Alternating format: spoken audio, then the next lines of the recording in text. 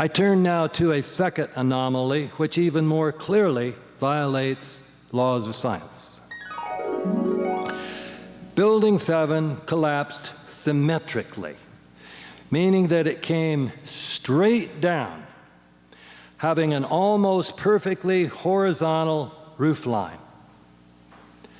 In order for this symmetrical collapse to occur, all 82 of the steel columns supporting the building had to fail simultaneously.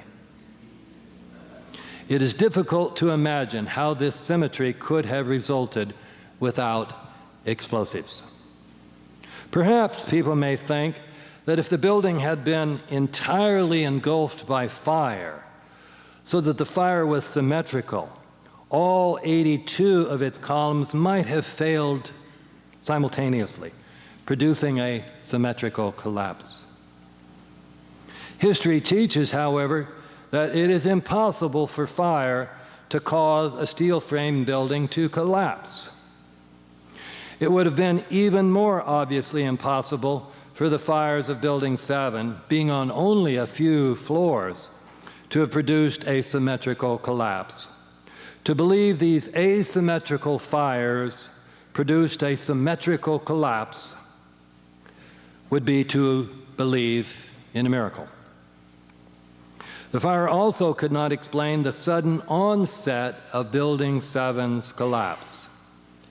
Even if we believe that the fire could have caused the steel to lose its strength, the fire would have weakened the steel gradually, causing it to start sagging. But they did not. One moment the building was perfectly immobile. The next moment, as videos show, it was coming down at full speed. As Australian scientist Frank Legge has observed, there is no sign of a slow start that would be expected if collapse was caused by the gradual softening of the steel. These two characteristics of Building 7's collapse, the symmetrical pattern and the sudden onset, are characteristics of a controlled implosion, in which incendiaries and explosives are used to slice the building's steel support columns so as to cause the building to come straight down. The reason to implode a building, rather than simply causing it to fall over sideways, is to avoid damaging nearby buildings. Engineering an implosion, in the words of a controlled demolition website, is by far the trickiest type of explosive project, which only a handful of blasting companies in the world possess enough experience to perform. Marc Loiseau, the president of Controlled Demolition Incorporated, has explained why.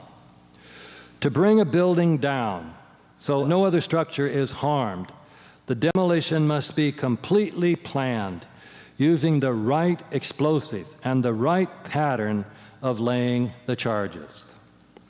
If Moyers and Perry hold that Building 7 came down without the aid of explosives, then they are stuck with the conclusion that scattered fires in this building produced a collapse that perfectly imitated the kind of controlled implosion that could be performed by only a few companies in the world. They are stuck, in other words, with a miracle.